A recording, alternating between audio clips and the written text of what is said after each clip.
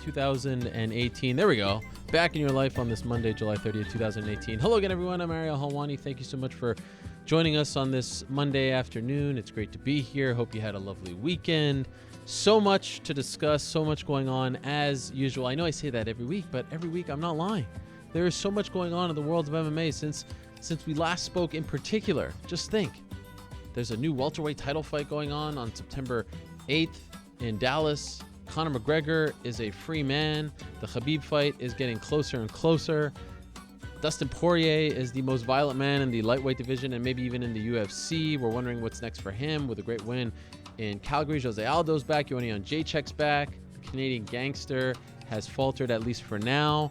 We're on the road to UFC 227. Yoel Romero is fighting Paulo Costa, but he's not fighting Paulo Costa. What the heck is going on there? Chris Weidman, Luke Rockhold, is that happening?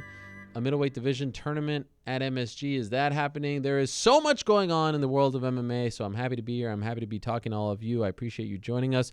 Let me run down today's lineup, and then we shall get to our first guest of the day, because I know a lot of you want to hear from this gentleman in particular. Maybe not the biggest name in the sport, but in terms of his involvement on Saturday night, I think a lot of people want to hear from our first guest. But first, let me run down the lineup. So at around 4:45, we'll have New York Rick in studio. We're going to be bringing back an old favorite, my friends, so stay tuned for that. An old favorite is coming back. And I'm not just talking about New York Rick, but just stay tuned. Also answer some of your questions. Question of the week. Check it out on my Twitter page right now. We've got a poll up that a lot of people have weighed in on, so please do check that out. At 4:25, we're going to be joined by Jared Gordon, who, if you saw my interview with him, when was it? Oh, I don't know, maybe back in, January. Time has flown, my friends. January, he was in studio, my old show, and he maybe has the craziest life that I've ever encountered. Doing this show, covering MMA in my normal 36 years on Earth, this guy has just had the most insane life. The fact that he is fighting in the UFC, thriving in the UFC is a miracle, really. It's a testament to his ability to survive and overcome. But there's a new wrinkle to that story that no one knows about, and he'll be on at 4:25 to talk about that. If you somewhat fell in love with him and his story, I think you're going to want to hear this. So that's at 4:25 coming up on the program. At 4:05, we'll be joined by TJ Dillashaw, the reigning defending UFC bantamweight champion. Of course, he'll be competing on Saturday in the main event of UFC 227 against Cody Garbrandt. And that is obviously the rematch of the fight that happened in November at Madison Square Garden. They've had their back and forth. We'll check in with TJ at 4:05. At 3:45, we'll talk to Kamaru Usman, get his take on Darren Till fighting Tyron Woodley for the welterweight title. Colby Covington still keeping things under wraps, but I'm curious what Usman thinks about all of this. And so we'll talk to him at 3:45. At 3:25, we'll talk to Henry Cejudo, the messenger. He meets Demetrius Johnson on Saturday in the co-main event. Of course, they fought at UFC 197. In Las Vegas back in April of 2016. He lost that fight. He's getting a rematch now. He's on that winning streak. He's maybe come into his own.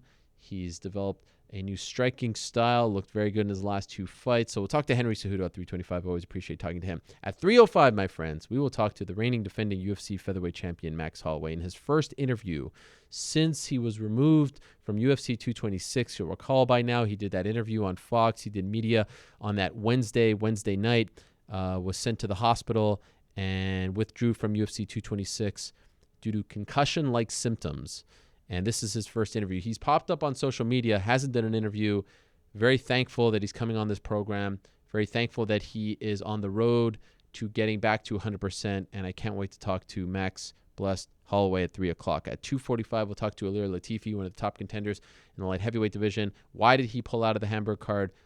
What's his beef with Daniel Cormier? Does he really want to fight John Jones? We'll talk to him about that at 2:45. At 2:25, we'll talk to Chris Weidman, get an update on his hand.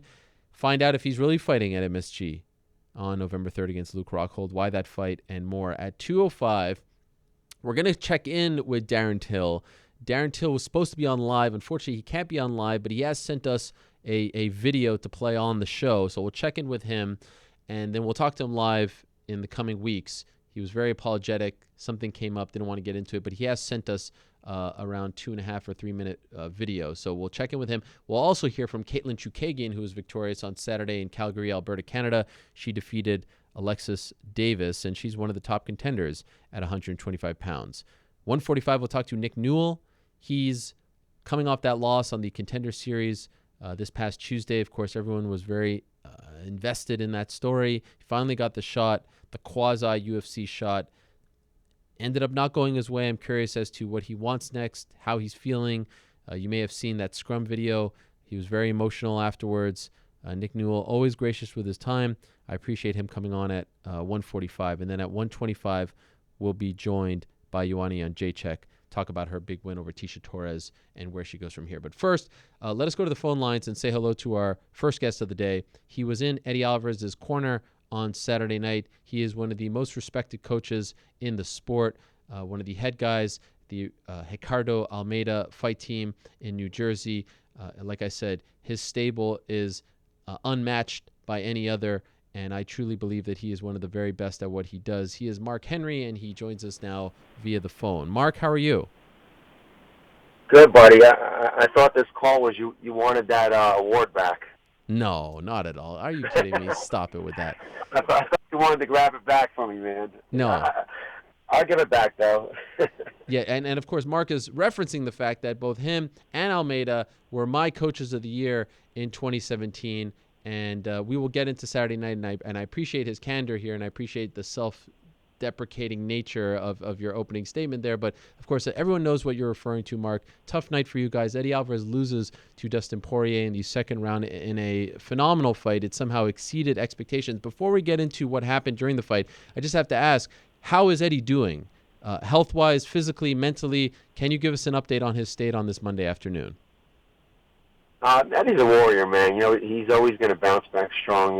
He's proven it a ton of times, and, he'll bounce back from this. He bounced back from, Connor to an amazing war with Gaethje, and, this one will be the same, but you're still going to have that time span where you're a little bummed. You put so much into the training aspect of it and the countless hours of, training and preparing for this fight, and then, in one split second it's over, it didn't go your way. So right now we're kind of in all the mourning period, I talked to him this morning, but he's definitely positive and the same Eddie that's made out of granite, keep going, Obviously you were confident. Obviously you thought that he was going to win. Was there any part of you that in the back of your mind you were worried about this outcome? Was there something about Dustin and something about the first fight that had you a little less confident going into this fight? Are you completely shocked by this result? No, not at all. Dustin Poirier is a beast. Dustin Poirier is beyond precise with his punches. Dustin, I think, is one of the best strikers in MMA because he's just so clean and crisp, and he has a very high IQ. Knowing where a guy's head's going to be before, knowing a guy's habits of head, knowing setups. He comes from a good gym, so anything to do with Dustin doesn't surprise me at all. Falling short of winning a title, nothing. Him winning a title doesn't surprise me. Nothing with Dustin Poirier surprised me. But Eddie, it was a definitely rough camp for him. He had a stinger. He really didn't get the wrestle all camp, but that doesn't, sometimes even the shorter camps like Marlon won with a 2-week camp, Corey won with a 2-week camp. So, sometimes they go great, sometimes they don't. Guys have won injured, or guys have won, when they've been in amazing shape. But this one was a little tougher, but still he was definitely well prepared for the fight. How serious was the stinger? Like, was there any fear that he'd have to pull out? I told him to, but he no way he was. Even the morning of the thing, he took just a little light shot on Ricardo, and what would happen is his whole arm would go numb. That was in the morning, and he really didn't wrestle the whole entire camp. Sparring, he probably did half, but still, once you fight, all that goes away.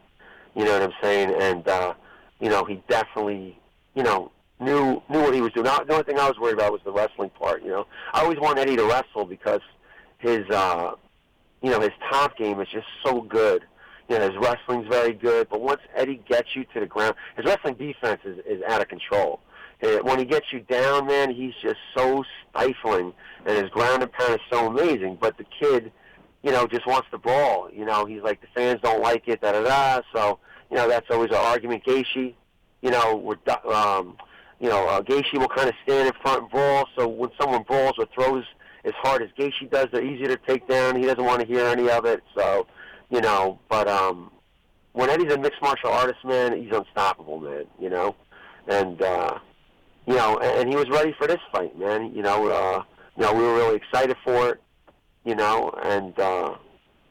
100% credit to Dustin. Dustin, you can't make a mistake with the kid, and not many people could do the 20-punch combinations that he could do either, like you see with Holloway, Dillashaw when he finished out Barao, Holloway, with Aldo. I think Stevens tried to do the same thing, but Holloway's different, man. Not everybody could do what Holloway does, and nobody, and I think that Dustin has that same type of, he come off with a 20-punch clip. That's just everything is precise, and he's smart enough to know where your head's going to be, and draw you into putting your head in certain places, and that's why he's, where he's at now, highly ranked, and an amazing fighter.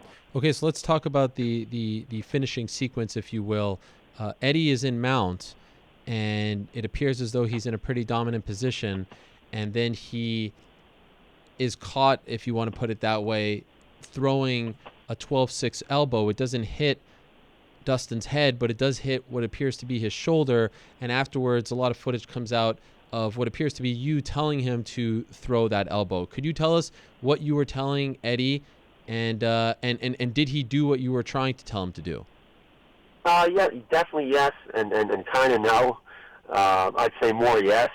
I'm no idiot. I mean, I don't know if people know it, but the referee who's gonna, do your fight comes to the locker room before every single fight. And they'll say a few things, but the one thing the referee will always say is there's no 12 to 6. It's basically like kneeing somebody in the private. You know what I'm saying? You just don't do it, and every coach knows it, and I know it. And what I wanted from Eddie, you'll see a lot of times, because Eddie had him in kind of a different situation. He had him up against the fence, and his head was a little lower. It was kind of near his torso. And, when you can't really generate enough power, with punches. So you see a lot of times guys get a high crotch single, and they'll come with a side elbow, and it knocks people out. You know what I'm saying? So that's what I kind of wanted, was him to do a slanted elbow. But it's so hard to hear now. I mean, like, at that point, everybody's screaming, even though he was close to our thing. Like, everybody, the place was going nuts. It's hard to hear. I wanted him to know. I wanted him to elbow. I think the first gesture you could see from me is definitely 100% wrong gesture. But I wanted to let him know we wanted elbows. And the second one I did, you could see a little bit. I'm kind of slapping the inside of my elbow. I really didn't look at it too much. But, that's the elbow that I wanted. I even talked to Frankie after, and, because, I'm starting to start down on myself, and Frankie's like, man, I know what you meant, I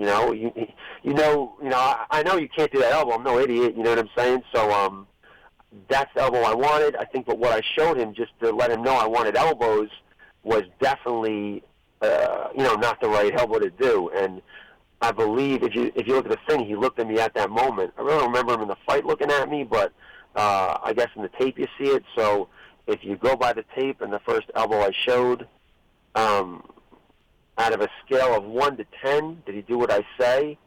I'd say I'd give it 100. If you're going by fault, 1 to 10, I'd give it 1,000 of my fault. So, I'd say definitely it was my fault. I showed the wrong elbow. I'm no idiot. I know what elbow I meant, but it's not what I showed. And, so definitely, I'm feeling horrible. I don't care about, what people say to me. I can care less. Besides it being Eddie or his family or his fans, everybody else I care less. But, I feel like I let Eddie down, man. Eddie, he's a great guy, man. I love him. He's like a brother. I don't train guys. We don't have a big gym. Ricardo and I, we kind of select guys that we like, and, I have another business, and Ricardo does also. So we take guys that we really like, and I love Eddie, man. Like, if you know Eddie, man, if you get to know this kid, like, everybody loves this kid. He just is that type of guy that when he walks into a room, the whole room he'll bring up to a whole nother level. And I know Eddie for years. That elbow was on me, not him. He's not a cheap fighter. Eddie's never once. I've seen this kid spar thousands of rounds from before his days at Bellator, years ago. I've been with Eddie, and I've never seen him do not one single, cheap thing in sparring or in a fight. Just Dustin and him just, they just bring out, they're both amazing fighters. They both have that quality and that style that people love. I mean, Dustin, even grabbed the fence and kneed him, and Dustin no way by any means meant to, or did it defer what would have happened. He was definitely going to probably finish him, and it didn't deter anything. But that's the way these two are, man. Like, these two are animals, man. These two are, type of fights that people want to see, and I think, it brings out, little things like that, but they really don't mean anything. Like, and Dustin's such a warrior, and is that, the first fight when, Dustin got kneed in the head, they're saying, oh, was it, did he stop? Of course Dustin didn't. And it goes to show you in this fight, because Dustin said right away when it happened, he said to Eddie, and I think Mark Goddard, who I think is an amazing referee, I wish he would have gave us a warning, but he's still one of the best. And, the call was right. I would love to see Mark again in our corners again. I have that much faith in him. He's one of the best. But, Dustin coming up off when they stood it up, said to Eddie, it missed, it didn't hurt. And he said, I think, to the referees, that's the type of guy Dustin has, when so many guys are faking and, oh, it hurts, and they're grabbing, their shoulder or whatever. Dustin said the total opposite. Because, that's the type of guy that Dustin is. You know what I'm saying? He's a warrior. He's he's an honest kid. This kid has everything he's ever fought for. He's beyond earned. You know what I'm saying? And so, Mark, how do you feel about the decision to stand them up? And I know you touched on that, but larger picture, just that rule in general, the 12-6 rule, because I know Big John McCarthy has talked about it in the past and others have. And even Goddard, when he was talking to Eddie, said, it's not my rule, but this is the rule. How do you feel about, the rule and also his decision to stand him up? He had also mentioned that Eddie was grabbing onto the cage and clawing the ear as he was doing it. He said that on Twitter. Yeah, what did Dustin say? Give him a what Willie or something. Yeah. But I think I like the rule. Anything that protects the fighter, I like. So, if that shot comes down to the top of the head, man, that's dangerous. Or it comes down to the spine. I love that rule. I think it's a great rule. But I think that the angle on where Goddard was, he couldn't really see where it landed. And I think if you were on the other side, it looked a lot worse than it was. And, I wish he would have got a warning. I believe he should have got a warning, but I think what his call was 100% right, and coming from the angle you saw it from, and coming what Goddard's allowed to do within the rules, he was 100% right, A lot of times they'll warn you on it. I didn't see the other stuff that, was going on right before that, so, if he wants to say those three things happened in sequence, I could definitely see where he's coming from. But Mark Goddard's an amazing referee, and, if Goddard did our next fight with Zabit, I would love, him in the corner, so, refereeing, in the octagon, not in the corner, but in the octagon with us. What he called was 100% right. Obviously, when he stood him up, the tide quickly turned in Dustin's way. Do you feel like any of that, mentally played with Eddie negatively? I mean, it was very quickly did Dustin capitalize. Did you talk to him afterwards about how he couldn't adjust? Do you feel like that's just bad timing? As a coincidence that Dustin was able to capitalize that quickly?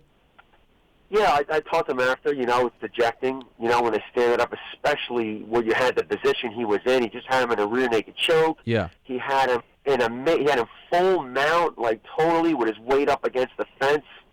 Which was an amazing position to have. You couldn't have anybody in a better position, just jammed up like that. So it's definitely dejecting, and I give credit to Dustin too, man. Dustin, was in Dustin was getting his next, he was, it was in a rear naked choke, he went through a sequence where he's underneath, and I give him a ton of credit for having the cardio to be able to rebound that quick when he stood up because usually it takes a little bit to get your gas back, and how fast that Dustin recovered, man, when he stood up, is definitely credit to him. And like I said, with Dustin, man, you cannot make a mistake. He's too precise, man, and he's a southpaw. He knows what to do with righties more than we know what to do with southpaws, because he spars righties, all the time. We don't spar southpaws all the time. But like I'm saying, you can't make a mistake with the kid. And, when it happened, I knew something like that could happen with Dustin. I've seen it. And Dustin has even been with us to help out Frankie. I've seen it firsthand of how amazing, of a striker he is. I think he's one of the best strikers in all of MMA. You're talking about pure boxing. Okay. Take away kicks, wrestling. And so it seems also like he may have hit Eddie in the groin, and he may have held on to the cage as well in that finishing sequence. Did you see any of that? And do you know if that affected Eddie at all? It didn't happen. It happened so fast, but I saw, people were sending, clips, posts and stuff like that, or and people have to know too. Like when I see these videos or these clips or whatever, I don't look for them. Like people tag you all the time, or they'll DM you. Like that. You know what I'm saying? So I'm getting DM'd on, everything. People call me a non-Christian, DMing me. Jeez. I'm getting, and I'm cheap, as I called it, an illegal elbow. But it don't bother me. But I saw the fence thing. I saw the knee, but that had nothing to do with the ending. It was going to go the way it was, and I think the knee and the fence definitely didn't alter, those kicks or the finishing whatsoever. You know what I'm saying? Like it wasn't like that. Like Eddie after the fight was holding his groin. You know what I'm saying? Or that kick was the last one that Eddie just face planted off the kick. So I think that those two things totally were irrelevant. And like that's what I'm saying, like little things like that go so fast, or the elbow Eddie missed and hit his shoulder, like those things, should be warnings, or like even Dustin, I'm happy they didn't stop it, because it would have took from him, because I think it was so irrelevant, the grab and the knee, that it shouldn't have been stopped. And same thing with the elbow, when it doesn't alter. When that certain blow doesn't alter what's going on, just like in football, or where it could change a whole game, or I'm glad when they're not, when the action is being stopped and a guy's on a momentum, on a roll, Mm-hmm. It appeared as though there was some kind of confrontation between you two, because he referenced it, Dustin did, to John Anik in the post-fight interview, and it seemed like he was talking about you. What happened? It wasn't on camera, but did he say something to you afterwards? He was jacked up, and him and Eddie were saying stuff, and that thing with Eddie, man. Eddie, the whole camp, or Eddie behind doors, Eddie has the highest regard for Dustin. Always says great things, about anybody he's fighting. But when it's time to sell a fight, or the microphone's in his face, he's not saying what he's saying to us. You know what I'm saying? And some people do it that way because it is entertainment, and they need to. Hire their stock, and people need to watch and stuff like that. And Eddie does an amazing job of that. And Eddie's funny, and he's smart, and some people, maybe they're not good with it, like a Frankie, but Eddie, is a character, man. You know what I'm saying? And he's funny. So when he says stuff, I'm down. But I think with Dustin, which Dustin's such an honorable guy, and I know Dustin personally, I think the quitting thing. Said him. I don't think he knew that I had done interviews, and every interview I did, when asked about if Dustin quit, I said the total opposite. I said, no, I know Dustin personally. Dustin would never do that. But I think when Eddie was saying it, since he didn't hear anything, just me being quiet about it, that I was, that I agreed to that he quit, which is totally false. So after, when I went to go shake his hand, to go congratulate him, he had some choice words to get away, which I was, it's his moment. I know he's hyped up, and then Ray Robinson, who people don't know, is also in our corner. He even got ranked up to number 3 WBC boxer. He said, "You too," and then him and Ray were kind of going at it. And Ray's like, "I'll throw down with you right now." I don't know if people knew that, but Ray was ready to throw down with him, and Ray wanted to throw down right there. And Ray's a phenomenal boxer, man. And like I said, he was ranked 3 WBC one time. So so at that point, I grabbed Ray, and then I went up to Dustin, and I said, "Dustin, just enjoy your moment, man." I'm like, you earned it. Like, don't, in my eyes, Eddie Alvarez is one of the best 155ers that ever walked the planet. He's beaten so many champions. He will fight anybody. He has amazing wrestling, but he wants to strike. You know what I'm saying? Which makes him even a better, in my eyes, even more of a ruthless fighter, a guy that wants to fight for the fans and gives up certain advantages, because that's what's in his inner being, and that's what he wants for the fans. So I'm like, Dustin, man, you just beat a number 3 guy, a guy that was champion, not saying those specific words. I'm like, bro, enjoy your moment, Dustin. I'm like, don't worry about it. You know what I'm saying? I'm like, bro, just the heck, worried about me or Ray or, you know what I'm saying? Like, dude, enjoy the moment, I kept telling him. And Dustin, after, the second Dustin came to the backstage, right away he looked for me, he looked for our team, and, he apologized, said it was in the moment, and, everything was copacetic. But, like I said, I've done interviews leading up to that fight, and even after the fight, where it's totally false. I never think he's a quitter, but I've even gone into detail of what a wonderful fighter I thought he was, and how I know Dustin personally, and Dustin would never, just quit, just to unless he was severely hurt. Yeah, and I've heard those interviews as well, and I did not see anything disparaging said, written, audio, video.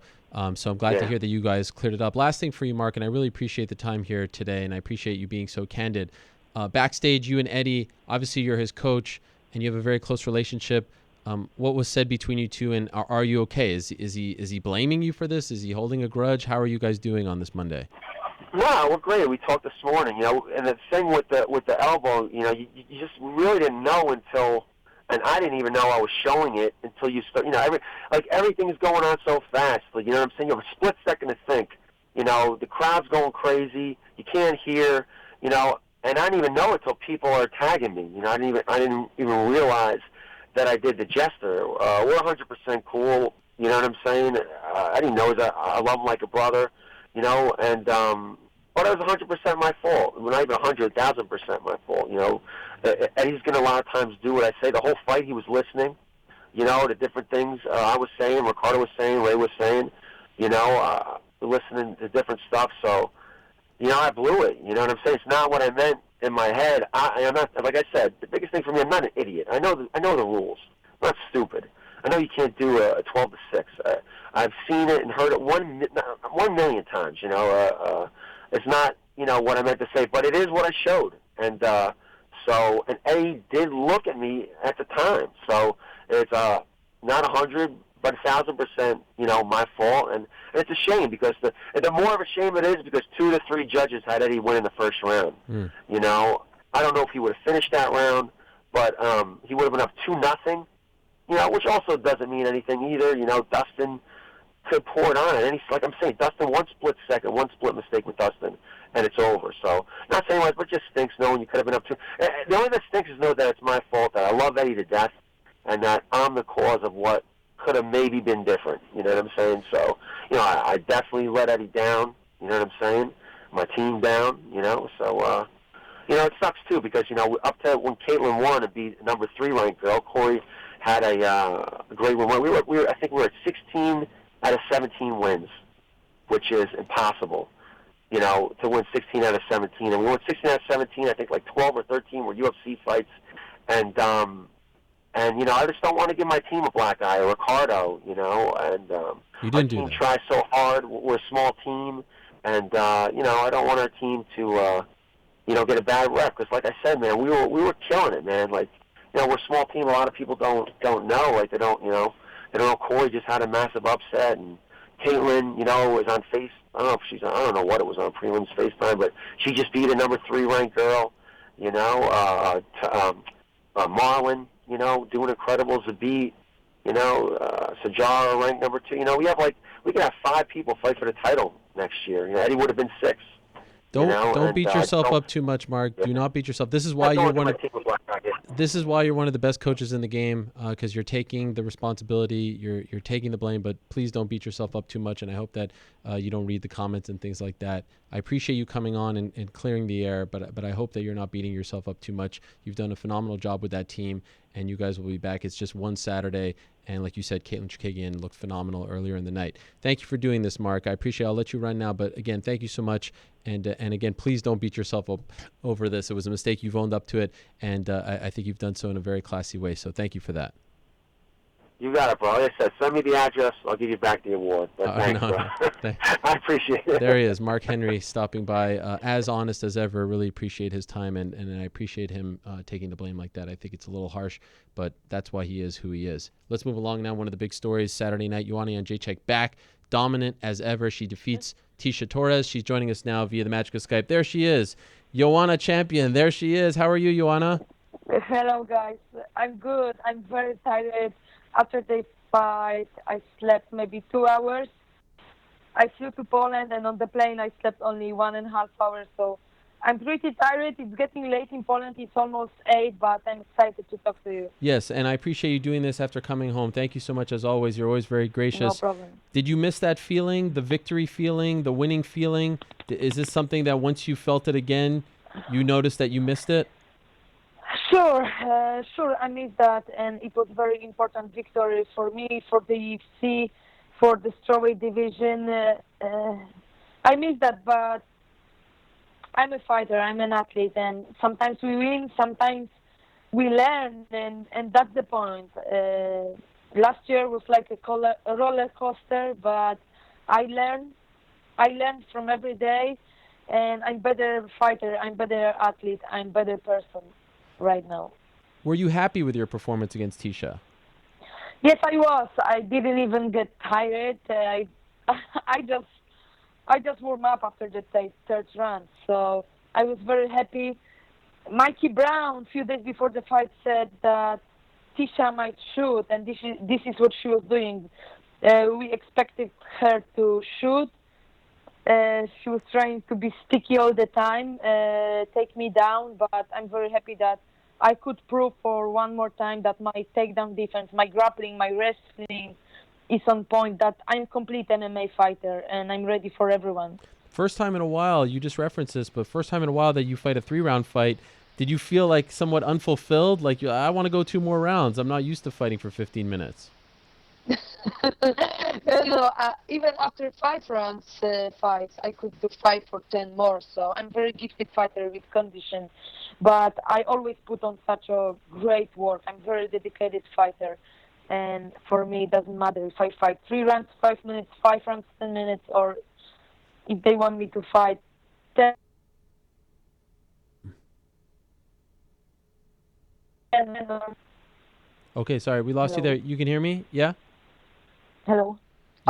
Okay. Yes, I can hear you. You referenced, Joanna, afterwards that this was a difficult camp for you, that you were homesick a little bit, that it was a roller coaster, as you said. The whole year was a roller coaster. Could you tell us now that it's over how difficult it was?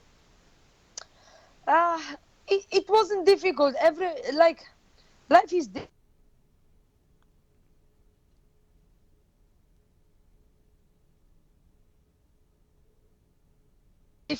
We all are fighters. You don't have to fight. You don't have to be a mixed martial artist to be a fighter. We all are fighters.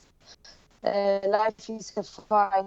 Life is empty, and I'm looking forward. Focus, good energy, good people, and I'm better. No, the connection is a little bit crazy. Okay, now you look fine right now, but the connection is kind of going in and out. So I'm going to ask you one more question and see if we'll be able to fight through it here. If not, maybe we'll call you on the phone. So you just said in general, like you were just, this is not going to change the fact that you're going to keep going to American Top Team Florida. You were homesick. You're going to keep doing what you're doing, right? Or do you feel like it's better for you to be training at home? No. I will be training at American Top Team. This is my house, and I feel great. Even if I'm homesick, I have my family, Floridian family as well. My coaches, they are my masters, they are my friends, and they are my family. And I'm very happy that we are very close. And it's my job to train hard, be far away from my family, prepare for the fights the best way I can, and I have this opportunity in American top team. You know, it's interesting because you came back so soon after your fight in April. You fought in April, Yeah. and here you are fighting in July. Yes. In hindsight, did you feel like that was too quick? It was a little bit more than 3 months. Yeah. I wanted to fight that quick. I have a dream. I'm dreaming about this belt, and it's my goal to be the strawweight champion again. And I don't wanna just wait. I don't wanna just dream and be lucky. I wanna put on great work. I'm willing to put on work even more and get this belt back. So I think so. After the fight, you said, "I'm the strawweight queen, with or without the belt," right? And some people get fired up Yes. about that. Oh, what, that you're not giving respect to Rose, you're not giving respect to the belt, you're not the champion right now. Why do you say that? Can you explain to people why you say that? Ariel, you know this. My legacy is bigger than the top 10 of the UFC strawweights, so that's the point. What do you mean by that?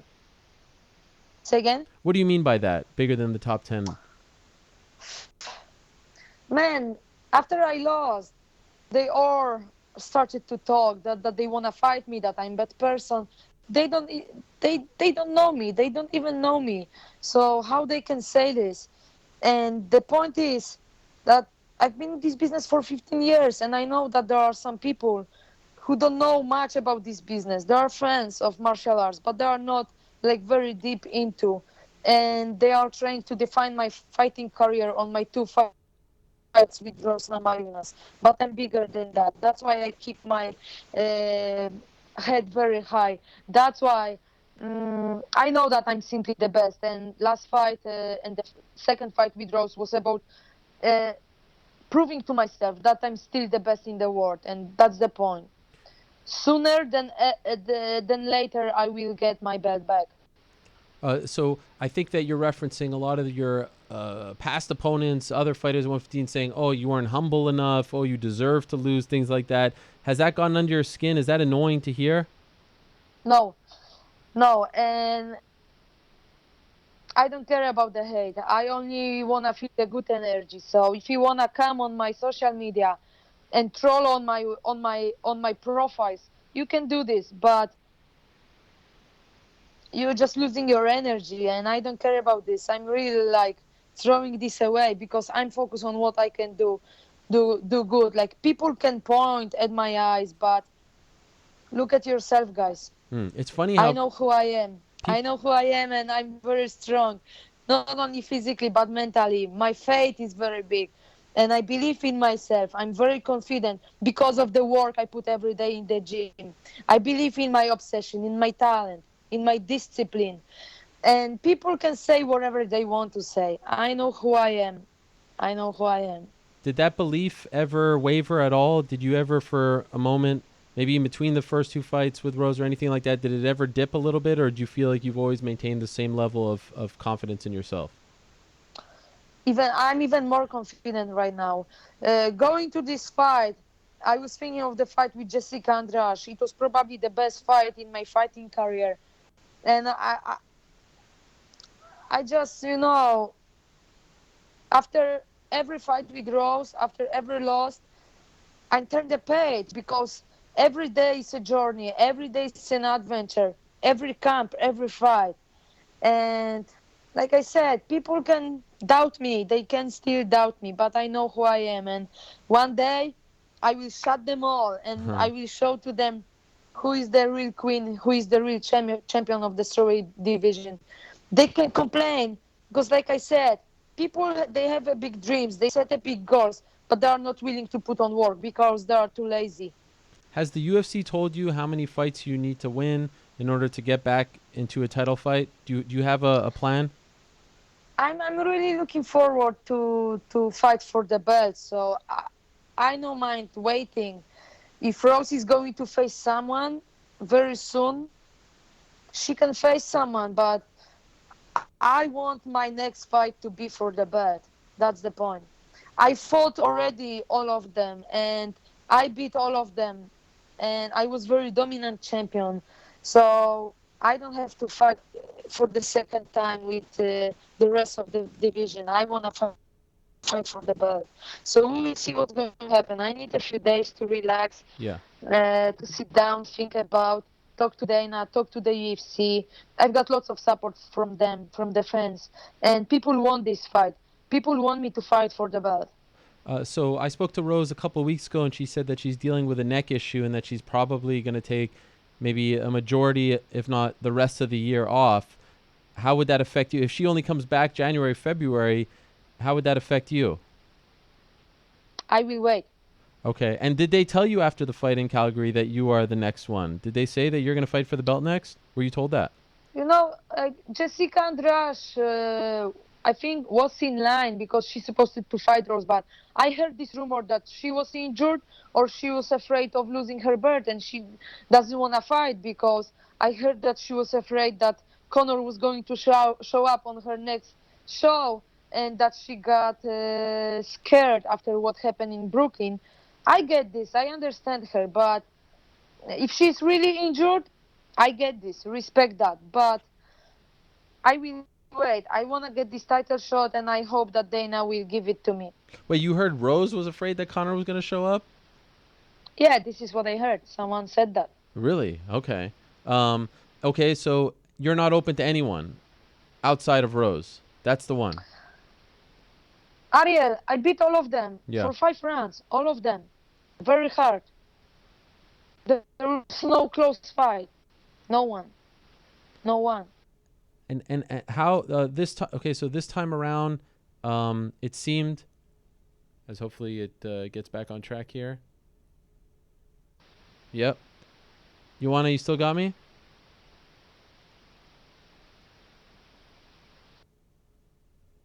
I can hear you now. Okay.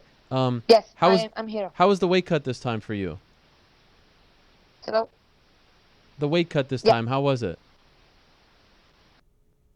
It was 117 on the way, so I woke up 116, 115, yeah, on Friday. I was very disciplined working for 8.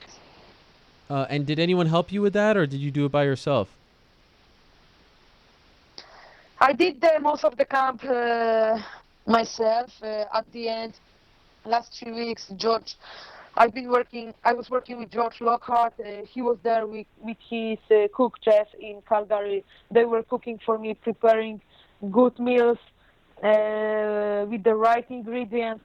So I felt very happy. I can see how my body is changing, how athletic I am, and how strong I am, even when I'm weighing 115 or 116.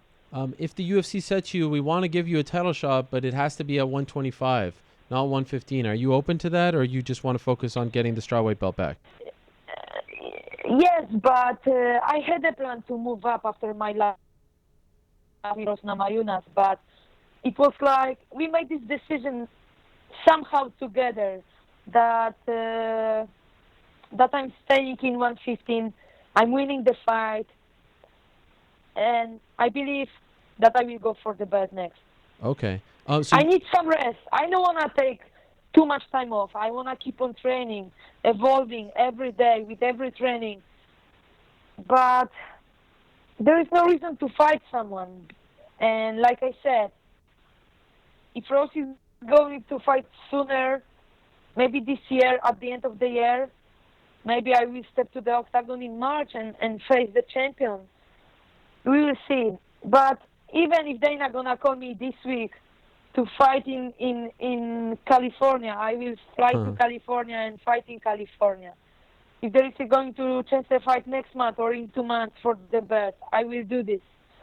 I will cut my obligations, fly back to Florida and prepare for the fight. Just to be clear, you said after the fight in Brooklyn against Rose, your plan was to move up to 125, and then you came up with a new plan with the UFC? Yes. That was the plan. I wanted to move up, but I need this belt. I need to get back what belongs to me. UFC needs me, and I will do this for the UFC. I will be a champion in the strawweight division first before I will fight for the flyweight belt. So they asked you to stay at 115? They didn't ask me, and but it looks like. Okay. You're happy with this, or would you rather go to 125? I'm happy. You're happy. I'm happy because I will get the chance to fight for the belt. I must just wait. Okay. Sit and wait for the chance. Fair enough. And last thing for you, Joanna, what about my fellow Canadians? They seem to love you over there in Canada, and you seem to love them back, right? Oh, man, it was amazing. I got there on Saturday, week before the fight, and since the first day, I was meeting people on the street. They were so kind, so polite. They were not crazy. They were asking for pictures. We were talking, but every day, so many fans. It was surprising to me, and I felt very special, very good. The whole week.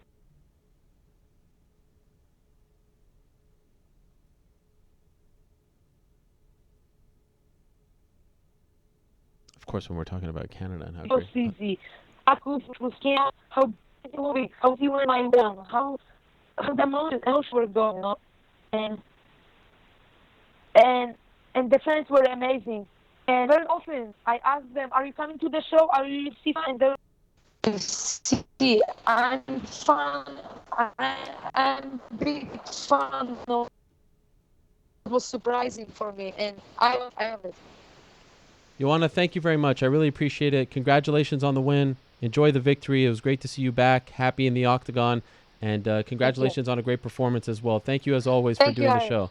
Big thanks, big thanks to, big thanks to, big thanks to all of the Canadians, people from Calgary, to the UFC for the opportunity, and big thanks to all of the fans from all the support for making this sport beautiful, my life, my fighting career. To people who still doubting me, I love you guys too. You make me stronger, and thank you for the lesson every day. I'm going to be a champion at the end of this year or beginning of next year. Thank you so much.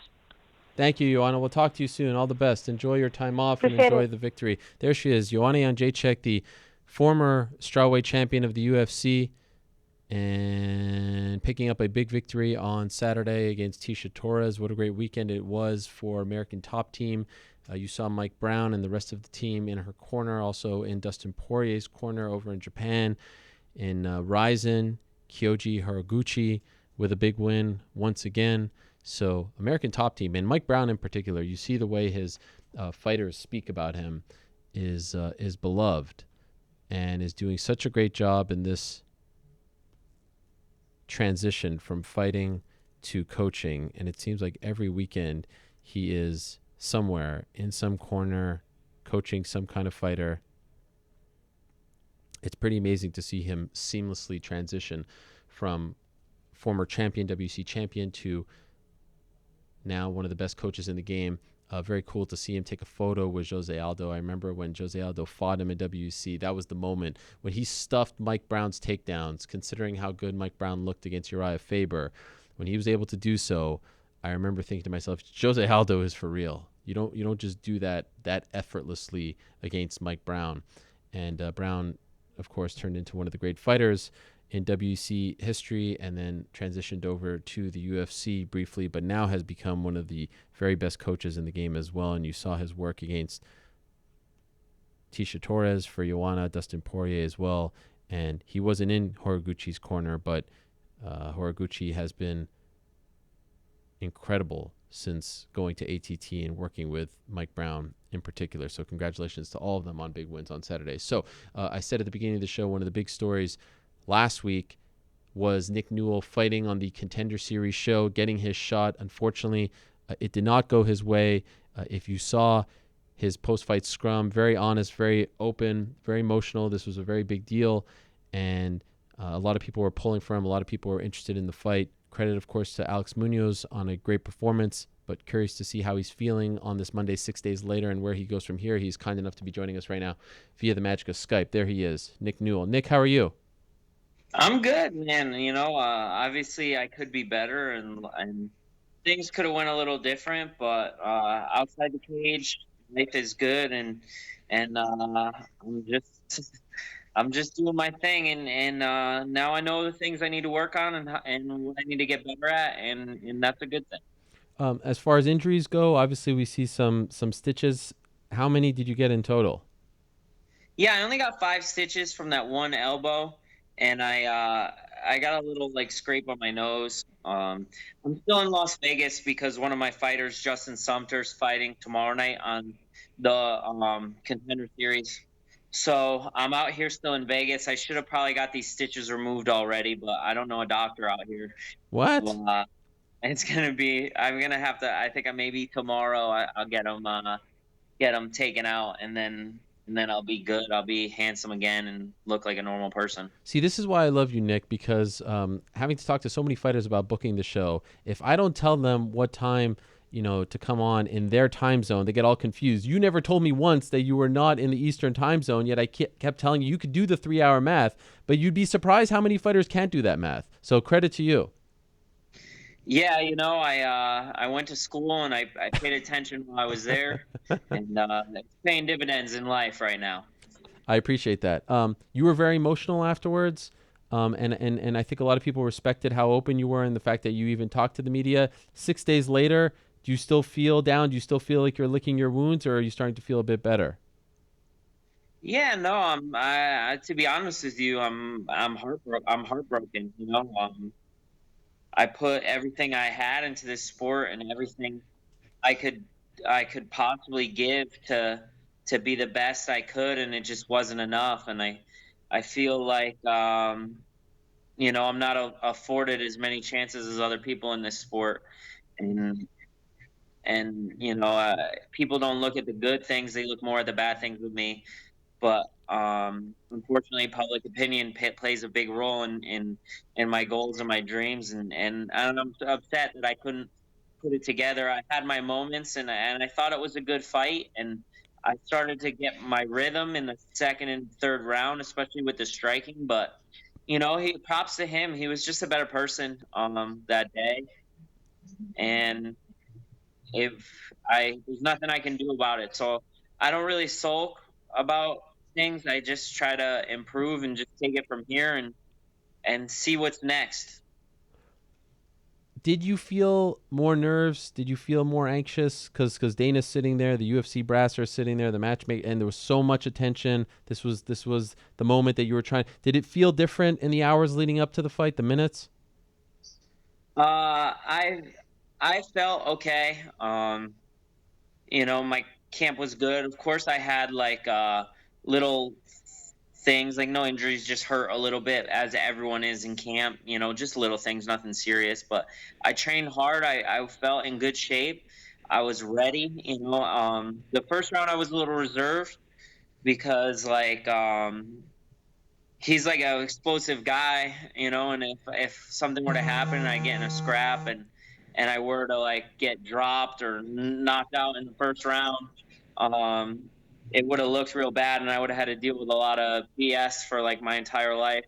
So I kind of played it a little too safe in that first round, and I kind of regret it, because once I started opening up, I really started landing. I hurt him with the kick to the face, and my kicks were landing. So I wish that I kind of opened up a little bit earlier, but everything happens for a reason, and I learned a lot from this fight, and overall, there's good things to take from this experience. Is it a little rattling, like that kind of setting? You fought on many different stages in front of different crowds, different platforms, NBC, etc. But you're in such a small room with so few people, and like you see Dana White sitting right there. Is that a little strange for a veteran? For a younger guy, I can understand, but for someone who has almost 20 fights, did it take you a minute to kind of get used to the environment? No, I didn't even see Dana when I came out. I was ready to fight this guy. I was really only worried about Munoz. It's just I don't know. I won't. I'm not a guy that likes to make excuses. I was ready, and it just wasn't my night. And there's mistakes I made and things I could have done a little different. I should have been a little lower in my stance. I shouldn't have thrown as many kicks because he was catching my kicks. I should have boxed more. There's a lot of things I should have done, could have done. But everyone gets nervous, and everyone gets jitters.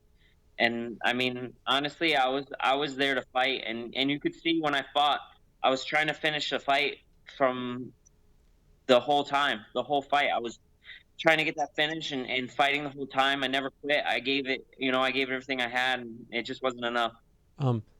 Did you think, even though you had lost the fight, did you think there was a chance that you were going to get a contract?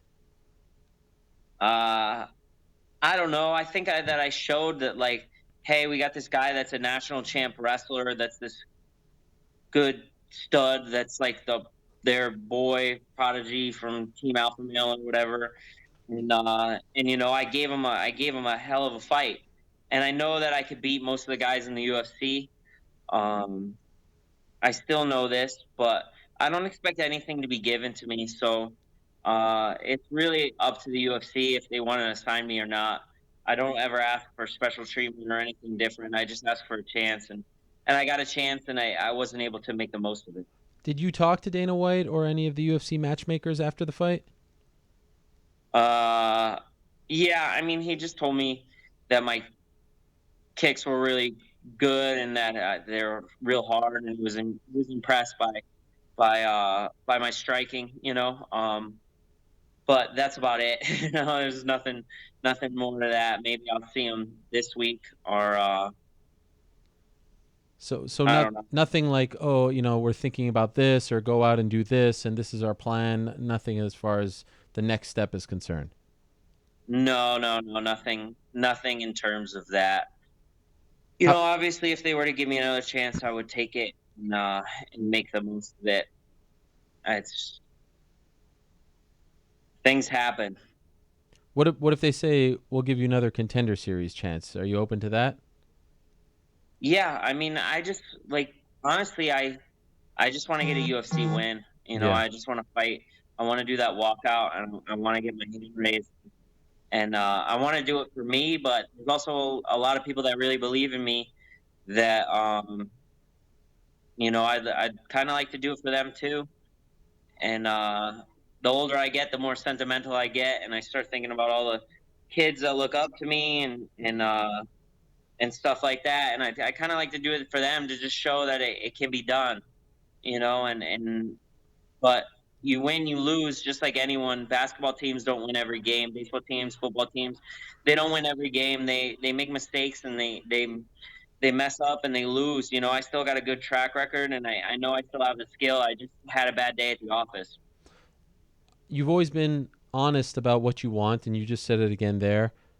If they say to you, there's nothing right now, are you willing to go back to the regional scene to work your way back up? Do you have that in you? Yeah, I still have more fight in me. I have, I have goals, and I feel like I got a lot of respect out of the fight, but you have to win at the end of the day. You get people's respect.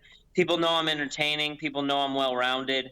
I was known more as a grappler, but that fight I was showing my striking, and everyone that knows me knows what I'm capable of. I just have a few things to fix, and if I have to win another regional fight, I guess that's what I'll do. I don't really want to do it, but the fact that someone's out here trying to beat you up and hurt you and embarrass you in front of everyone is motivation enough to get properly prepared and properly trained for something of that nature. After this fight, did promoters reach out to you? Did you get any interesting offers to resume your career? I've been working with Ali. So he does a great job, and him and his team are working on the next move, and they'll figure out what's next. Right now, I've just kind of been hanging in Vegas, waiting for. I waited for my student Dustin Sumter to show up. He fights on Tuesday night. Hopefully, he can get a UFC contract. That would be nice, and we'll kind of go from there. And then I'm gonna go home, and I'm gonna hang out with my wife and maybe relax a little bit, kind of wind down. I still haven't wound down, and go from there. Has it been tough sticking around in Vegas? I know it's great that you're doing this for your student and supporting him, but are you itching to just go back home at this point? I'm excited for him because he works very hard, and I really want him to win, and it'd be great for Connecticut, and it'd be great for us. So I'm a team player, but my wife and I were expecting our first child. So, Congrats. I'm kind of being emotional about that. And obviously I miss her. So I want to get back to that. I'm not a big nightlife guy. I'm not a big Vegas guy. So, hopefully we can take out this guy and get this W and bring it back to Connecticut and go home happy. When's your wife due? What? When is your wife due? November. That's amazing. 30th. November 30th. Your first one, obviously, right? Yeah, first one. That's amazing. Do you know the sex? Boy. Wow, amazing! Congratulations. That's awesome.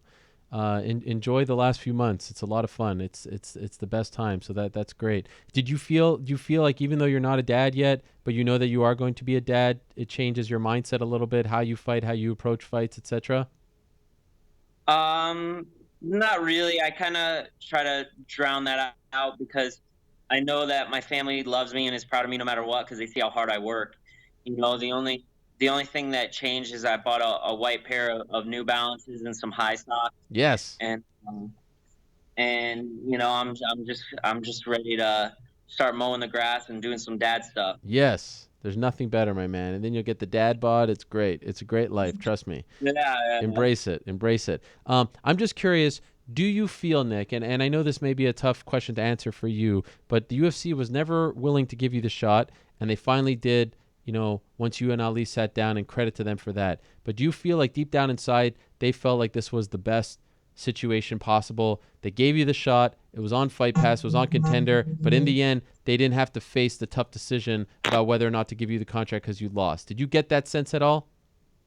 I felt like they gave me the toughest fight possible that they could find, just to maybe test me, Yeah. to see if I'm for real or if I'm just like this guy with one hand that just wants to tell a story, not legitimate. It's just a good story. But I think that even though I lost, I showed them that I'm a real fighter and that I come to fight and I come to finish and I actually have legitimate skills, even though I wasn't able to put it together. I feel that way. Maybe other people feel differently, but I think, the feedback I got has been mainly positive from people online. Obviously people always talk trash, but fighters like my performance and like how I fought. And, I thought that was good, but I mean, there's no moral victories for me, really. It's just only real victories is the only one I like. I thought the support that you received was amazing. So cool once again to see Jim Abbott support you on Twitter. I'm sure you saw that as well before the fight, after the fight. Did you see that? Yeah, I'm pretty sure me and him were friends now. I'm pretty sure. That's amazing. You're friends with Jim Abbott through no hitter. He got to give me his phone number so we could small talk. Wait, you haven't reached that point yet in the relationship?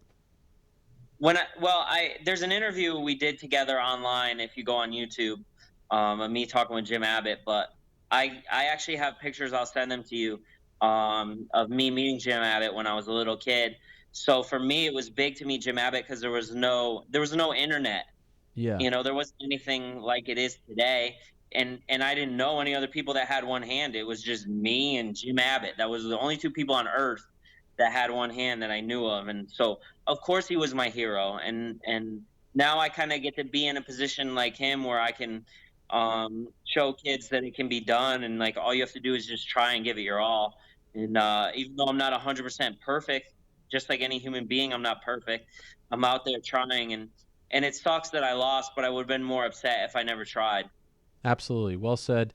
It is such a joy to cover your career and to be around you, Nick. You are an inspiration in victory and even more so in defeat, the way you handle things. So credit to you. I know that you were heartbroken, but the fact that you don't run away and address all of this, I think says a lot about you. So I wish you the best, my man. I wish the best to your teammate, Justin, tomorrow. And hopefully we'll see you back in there sooner rather than later. And, of course, most importantly, I wish the best to your wife in the last trimester, which is always a bit of a doozy.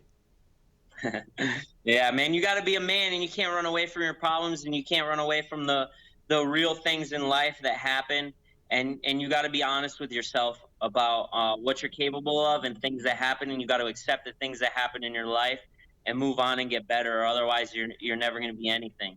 And I still believe in myself, and I still believe in my abilities, and I'm not done yet. So whatever I got to do to get in there and get my hand raised, I'm going to do. I'll be better. I was better last time, and I'll be better. I'll be better now. We have no doubt. Thank you, Nick. All the best to you. Talk to you soon. Appreciate you doing this. Yes. Bye. There he is, Nick Newell, notorious Nick Newell.